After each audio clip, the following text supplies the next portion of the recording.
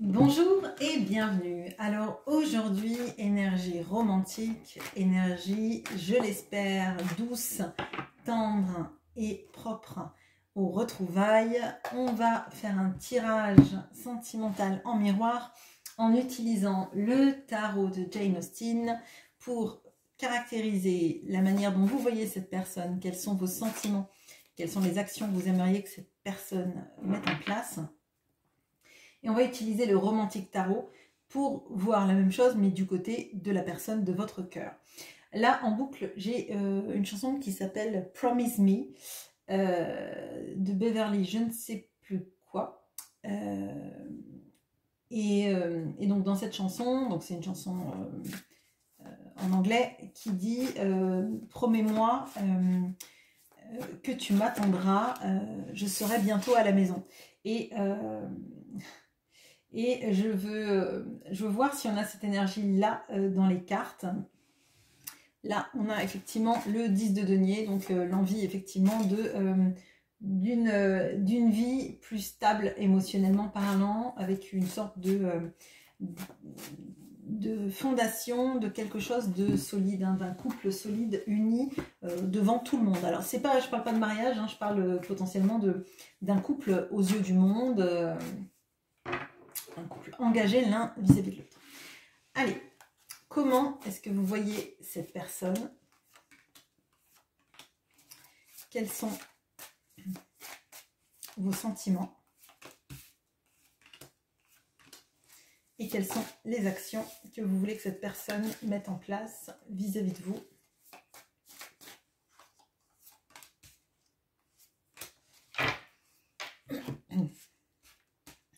Du côté de votre autre, comment cette personne vous voit? Okay. Elle est revenue, donc je ne l'ai pas prise. C'était le 9 de coupe. Hein. Il y a cette notion-là un peu de rêve devenu réalité. Par contre, les deux personnages ont des masques. Alors, si ça se trouve, votre autre est dans il masque ses sentiments. Il ne laisse rien transparaître. On va voir si ça cadre avec notre tirage du jour. Alors, comment est-ce que vous voyez cette personne? On a le 7 de denier. Donc, c'est le semeur. Hein. C'est la personne qui prend du temps, hein, qui va récolter par son travail, mais il y a une notion là de temps. Hein. On a vraiment quelqu'un qui prend son temps. On a le monde, le 21, avec ce magnifique mariage. Ok. Et on a le 7 de bâton. Ok. Avec Elisabeth Bennett et Catherine de Berg. Alors, là, on a vraiment cette notion-là de comment vous voyez cette personne. Vous voyez cette personne comme, alors, j'allais dire votre tout. La personne avec qui vous aimeriez vous unir, avec la personne qui représente une sorte d'accomplissement dans votre vie. Hein. Non pas que vous ne puissiez pas faire votre vie sans elle, mais c'est un peu le début et la fin, et il y a une notion là avec cette personne, c'est presque comme si vous n'aviez besoin de rien d'autre. Hein. C'est vraiment ça que je ressens. Par contre, on a 2 fois le nombre 7, alors c'est pas forcément le pire des chiffres dans le tarot, mais on a cette notion-là de, vous voyez quelqu'un qui prend beaucoup de temps à agir, beaucoup de temps à faire les choses. Alors, ce que je ressens, c'est que c'est comme si vous aviez l'impression que cette personne, elle faisait beaucoup de choses, elle mettait beaucoup de choses en place dans la matière pour récolter, mais très peu vis-à-vis de votre relation. Et pourtant, il se passe, à mon sens, là, de ce que je ressens, c'est confirmé par mes frissons, pardon. En fait, elle fait beaucoup de choses, mais c'est des choses invisibles. Elle doit travailler sur beaucoup de choses dans sa vie, notamment si par exemple elle est dans une recherche de stabilité financière dans un but qui est le but d'être avec vous. Là, on a ça, très clairement. Vous voyez aussi cette personne comme... comme quelqu'un qui a pu être très alors, je dirais, dépasser les limites à certains moments dans la manière dont elle a agi ou dans la manière dont elle vous a parlé. Et ça a déclenché chez vous, ce que je ressens, une sorte de protection. Hein. Positionnement, protection, mais là c'est plutôt de la protection que je ressens. Comme si en fait, au central, on a cet arcane majeur qui est très forte, qui est ultime. Hein. C'est ultime ce que je ressens. Là, c'est vraiment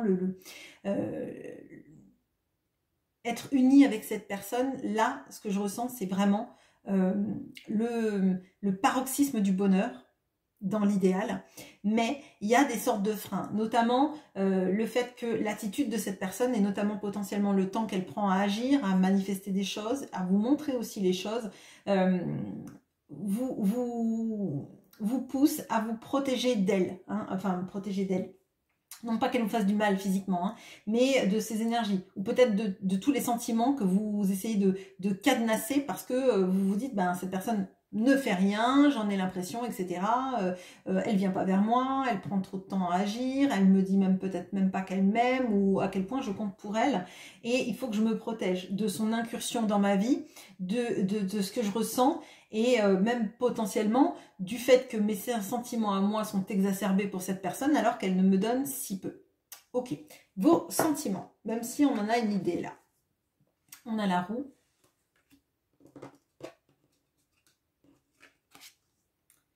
La tempérance, les arcanes majeurs vont bon train. Le diable. Bon. Alors, il y a une ambivalence dans ce que vous ressentez pour cette personne. Déjà, c'est extrêmement fort. Et je pense que c'est pour ça qu'il y a de l'ambivalence. Parce que c'est très fort, trop fort. C'est presque incompréhensible d'aimer quelqu'un à ce point-là. Alors qu'on a l'impression que cette personne, finalement, elle ne vous dit pas tout ce qu'elle fait peu pour vous. Et c'est un petit peu comme si vous donniez beaucoup à quelqu'un qui, finalement, soit vous donne des miettes, soit vous donne peu, soit carrément vous ne donne même pas d'espoir de faire quelque chose avec elle. Et à un moment donné, il y a une notion de pas pouvoir en fait lutter contre ce qu'on ressent, même si on essaye. C'est comme si en fait vos sentiments, vous essayez de les cadenasser. On voit que vous essayez de tout faire pour pas que cette personne vous y pensiez, d'occuper votre esprit, peut-être même de déclencher des projets, des choses dans votre vie, peut-être même des rencontres avec d'autres personnes.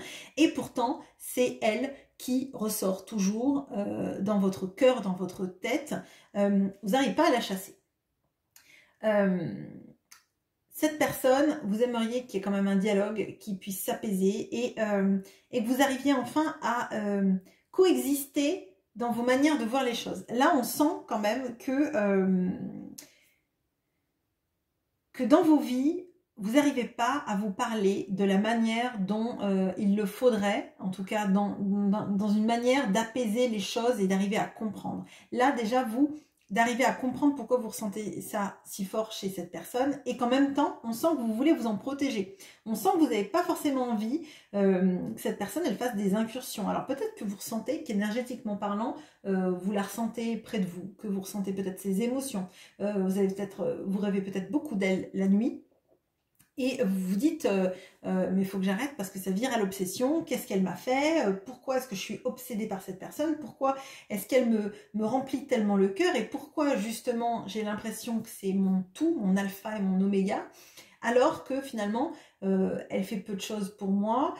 Pourquoi est-ce que j'arrive pas à m'en détacher? Pourquoi tout me ramène à cette personne? Et là, on peut avoir, donc j'ai pas la notion des synchronicités, mais un peu l'impression que c'est le destin qui vous met toujours l'un face à l'autre. Si jamais vous ne l'avez pas revu depuis longtemps, il est possible que, je sais pas moi, on vous parle de cette personne ou que vous retrouviez des photos d'avant, des lettres, des choses comme ça, que je sais pas si vous avez eu des voisins en commun, on vous parle de cette personne, là subitement, ça sort de nulle part, ou quelqu'un l'a croisé dans la rue, ou même vous la croisez alors vous n'êtes même pas chez vous, etc. Bon.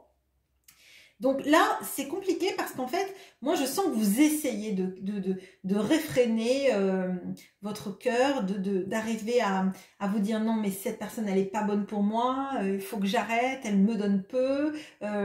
Finalement, elle vient dans ma vie, puis elle en repart et elle fait rien pour essayer d'y rester. Vous voyez, c'est une sorte de toi, mon cœur, reste à ta place, quoi. Reste là où t'es, ne t'emballe pas pour cette personne qui fait peu ou rien pour moi. Alors, qu'est-ce que vous aimeriez qu'elle fasse, cette personne? On a le 2 de denier, on a le 8 d'épée, et on a la reine d'épée. Alors déjà, vous aimeriez que cette personne, elle soit honnête sur déjà sa propre vie. Là, moi j'ai l'impression que cette personne, en fait, elle est un peu... Alors, je dirais esclave volontaire de sa propre vie, mais elle se met dans une vie qui lui correspond pas, qui lui correspond plus peut-être, avec cette notion-là de... Alors avec le 8 d'épée, j'ai la notion de l'auto-sabotage, mais de quelqu'un qui serait une sorte de prisonnier volontaire de sa vie. Alors là, avec ce tarot de Jane Austen, j'ai cette notion-là de quelqu'un qui serait dans une vie dorée, mais où il se passe pas grand-chose. C'est pas quelqu'un qui est épanoui dans sa vie. D'ailleurs, c'est une ligne triste là, il n'y a pas de couleur. Autant vous voyez dans les arcanes majeures, vous avez des belles couleurs. Même là dans ce set, on a des notions un peu de sépia, donc avec un peu de couleur. Et là, tout est un peu vide. Cette personne, elle reste visiblement dans une situation qui ne lui correspond pas.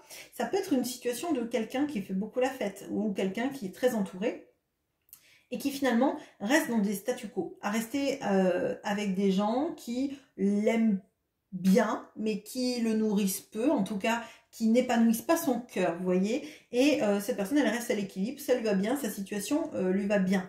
Là, vous aimeriez qu'elle se regarde en face et qu'elle regarde la vérité sur sa vie, qu'elle ait le courage de s'avouer que sa vie ne lui convient pas et qu'il faut qu'elle avance. Parce que là, on a cette notion-là. Alors là, ils dansent, les personnages dansent ici, hein. Mais dans toutes les autres, on a des notions de staticité. On a quelqu'un de statique dans sa vie, une vie sans doute très confortable, mais dans laquelle finalement le cœur n'est pas émulé. Ça manque de vie, ça manque de couleur, ça manque de peps, hein, sa vie. D'ailleurs, avec ce set de denier, on a l'impression aussi que vous avez l'impression que cette personne, elle travaille sans doute beaucoup dans la matière pour sa vie, donc peut-être même quelqu'un qui est dans le surmenage, mais qui fait pas des choses qui l'épanouissent, des choses qui font vibrer son cœur. Les couleurs sont tristes, sont usées, sont passées, d'accord? Un petit peu comme sur des vieilles photos qui auraient jauni, hein. Là, on a un peu l'impression que cette personne, elle vit dans le passé et vous aimeriez qu'elle passe la première et qu'elle se libère. Déjà, qu'elle soit honnête avec elle-même, même avant de l'être avec vous, mais déjà qu'elle se regarde dans sa vie, dans son paraître, et dans le fait qu'elle soit toujours en train de privilégier un statu quo. Alors, maintenant, comment cette personne vous voit? On a le cavalier d'épée, le 2 de denier d'ailleurs, qui est ici,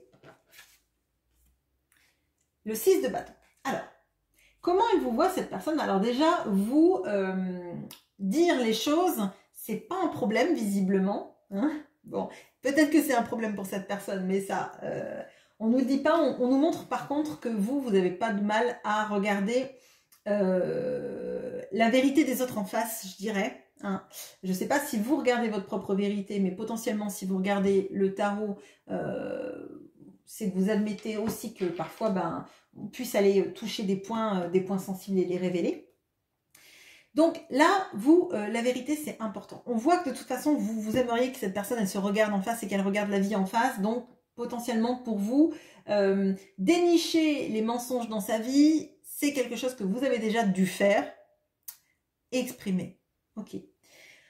Elle vous voit cependant, cette personne, dans le 2 de denier. Donc, il y a quelque chose... Alors là, je ne le ressens pas sur le maintien à l'équilibre. Je le ressens plutôt sur repousser une énergie qui ne ressemble pas forcément à la vôtre. D'accord?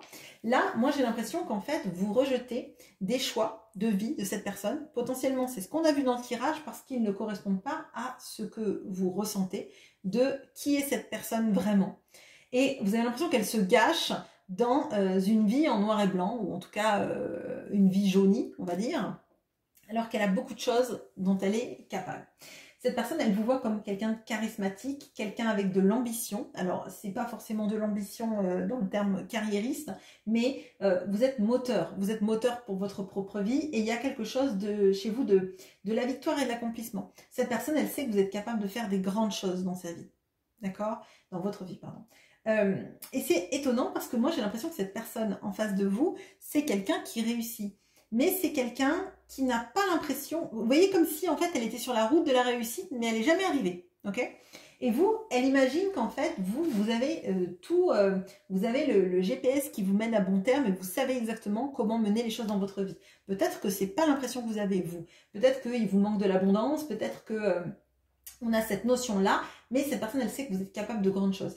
Je vous le dis, on a une impression, alors on n'a pas d'arcane majeur, hein, on va le voir dans les sentiments, j'espère qu'il y en aura, et des jolis, mais on a cette notion-là qu'en fait vous arriverez plus facilement à bon port qu'elle. Hein. Je pense que son chemin est plus chaotique que le vôtre et qu'elle se met énormément de pression, et peut-être même des pressions dont vous n'avez pas idée. Les sentiments maintenant, qu'elle a pour vous. Ah, le roi de coupe, okay.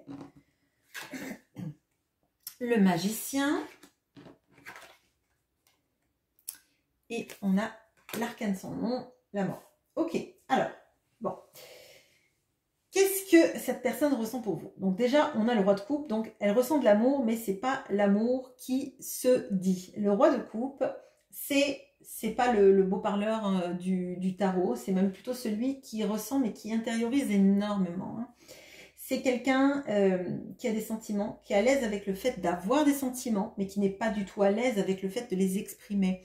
Donc cette personne, oui, elle a des sentiments pour vous, c'est très clair.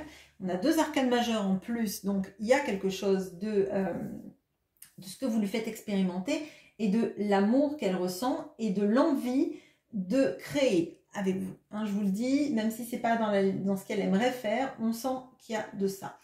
Là où c'est assez étonnant, c'est qu'en fait, vous, dans toutes vos cartes que vous avez, sauf la reine d'épée, concernant cette personne, il y a toujours des personnages qui sont accompagnés. Il y a toujours du monde ou à minima 2 personnes, alors que là, sur la ligne des sentiments, cette personne, elle est seule. Elle est seule vis-à-vis des sentiments et je ne serais pas surprise que cette personne, vous soyez peut-être, alors son premier amour, son premier grand amour. En tout cas, la première personne qu'elle aime vraiment, qu'elle n'a jamais aimé comme ça et que ça la perturbe, d'accord? On voit avec le magicien qu'il y a cette notion de commencement. Un petit peu comme le célibataire endurci, qui a toujours mené une vie un peu de patachon, ou qui a toujours été de femme en femme, ou d'homme en homme, peu importe, et qui un jour se retrouve un peu à se dire, mais finalement, les autres me combleront jamais, c'est pas la peine que j'aille voir d'autres personnes, parce que c'est lui ou elle, donc vous en l'occurrence, qui remplissait tout ça. Vous, on avait l'alpha et l'oméga, et bien là, vous êtes un peu son alpha, la première personne que cette personne aime vraiment. Et je ressens là que cette personne, elle est presque démunie par rapport à ça, parce qu'elle n'a pas l'habitude. On a la notion là du changement, on a la notion du deuil aussi, je vais vous en parler parce que c'est important. On a cette notion-là de j'aime pour la première fois et je sais pas quoi faire avec ça. Vous voyez, ça ne veut pas dire que c'est pas quelqu'un qui a été marié, ça ne veut pas dire que c'est pas quelqu'un qui a collectionné. Mais le vrai amour, en l'occurrence, cette personne, elle l'expérimente au travers de qui vous êtes, au travers de votre relation. Cependant, il y a quelque chose qui me taraude un peu, c'est cette notion de l'arcane sans nom, qui est en l'occurrence vraiment là, une arcane qui nous parle du deuil. Alors, c'est dans les sentiments, et alors l'impression que j'ai, moi, c'est que cette personne, elle essaye de faire le deuil de cet amour, hein, le deuil de vous. Alors, soit parce que vous vous êtes repoussé, peut-être qu'elle s'est sentie au banc de votre vie et qu'elle se dit, il faut que je refasse ma vie, que je pense à autre chose, que j'arrive à passer à autre chose, que j'arrive surtout à faire le deuil de la relation qu'on a connue, parce que je vais jamais y arriver. J'arrive pas à lui exprimer à quel point je l'aime, à quel point c'est la personne que j'aime le plus au monde, et cette notion-là de deuil. Ça peut aussi nous signifier qu'elle voudrait complètement changer ce qui a été pour être une nouvelle personne pour vous, hein. Sentimentalement parlant, je parle. D'accord? On a ces interrogations-là. Moi, je dirais qu'elle se sent pas capable de dire les sentiments, mais on va voir. Qu'est-ce qu'elle aimerait faire vis-à-vis de vous? On a le 9 d'épée, le 7 de coupe, on a le 4 de bâton. Ok, alors, bon, cette personne, elle est obsédée par votre image, très clairement, et elle se pose énormément de questions. Elle se pose énormément de questions parce qu'en fait, même si on a vu là qu'elle essayait sans doute de faire le deuil de votre relation, c'est pour devenir sans doute une nouvelle personne, mais elle n'en est pas là à l'heure actuelle. Il y a beaucoup de peur là, la peur de se tromper, la peur que finalement elle ait porté tellement de masques dans sa vie qu'elle ne soit pas capable de s'en défaire. Je vous le dis parce que on a cette notion-là, hein, de l'homme qui courtise, mais avec le masque. Est-ce que sans le masque, vous l'aimerez tout autant? Est-ce que si elle se montrait telle qu'elle était, ça marcherait entre vous? Vous voyez, il y a c'est vraiment ces problématiques-là qui tournent en boucle. Cette personne, elle imagine aussi que vous êtes en train de refaire votre vie et que vous êtes courtisé et que forcément, elle, vu qu'elle n'est pas sûre d'elle-même, qu'elle n'arrive pas à verbaliser les choses et qu'elle a l'impression que vous êtes sur un peu l'autoroute du succès, je dirais, elle a l'impression que jamais elle arrivera à vous séduire, plaire autant que vous lui plaisez, d'accord? Pourtant, on a cette magnifique carte là qui nous rejoint, qui va nous rejoindre, même si le monsieur est vraiment beaucoup plus vieux, mais bon bah tant pis, hein, vous avez le droit aussi d'aimer des personnes qui n'ont pas 30 ans ou 40 ans.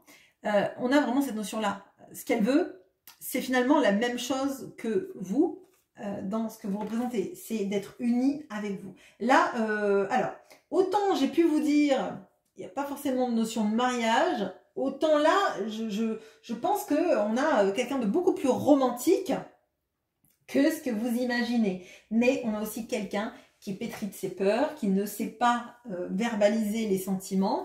Je ne sais pas quel âge a votre autre, mais c'est vrai que c'est des problématiques qu'on se dit qu'on a quand on est adolescent. Et finalement, ben, on trouve beaucoup de personnes qui ont 40, 50, 60 ans et qui n'ont jamais dit « je t'aime ». Qui n'arrivent pas à le dire, pour qui c'est compliqué. On a l'impression que qu'ils se mettent à nu en le disant, et sans doute qu'il y a aussi beaucoup plus de personnes qui sont capables d'être nues plutôt que de dire je t'aime. C'est vraiment ce que je ressens, c'est vraiment ça. Elle n'arrive pas à vous chasser de son esprit et en fait, elle ne rêve que de ça, que d'être unie à vous, que d'être avec vous et de rayonner ce bonheur-là, mais elle ne sait pas par quel chemin s'y rendre, en fait. Hein, vraiment, là, je vous ai dit tout à l'heure, vous êtes sur l'autoroute du succès, mais cette personne, elle ne sait pas, elle, comment faire. Elle ne sait pas si vous allez l'aimer telle qu'elle est, dans la vie quotidienne aussi, hein, parce que là, on a ça. On a, dans l'idéalisation, dans un couple, quand on vit séparé, tout se passe bien. Et si on vivait ensemble, comment ça se passerait? Est-ce que vraiment, elle m'aimerait quand je suis tout chiffonné au réveil, quand je fais la tête, quand j'ai pas bu mon café, quand ci, quand ça, quand les choses vont pas bien, quand j'ai des ennuis au boulot, vous voyez ce genre de problématiques que finalement on se pose tous, peut-être même est-ce que vous l'aimerez si c'est pas laver les dents, vous voyez, enfin des questions toutes bêtes, mais on a vraiment cette notion là, hein. Donc pour moi le tirage est joli, il ne montre pas d'action, il y a une envie d'action, c'est vrai, qui pour l'instant est parasitée par ses peurs, mais il y a quand même des sentiments, il y a une envie, hein, de se retrouver, il y a des choses très fortes qui se passent, et je pense que cette personne travaille beaucoup plus dans sa tête, hein, à ce qu'elle voudrait avec vous et comment elle pourrait le mettre en place que ce que vous vous imaginez. Voilà, je vous souhaite une très bonne journée, à bientôt.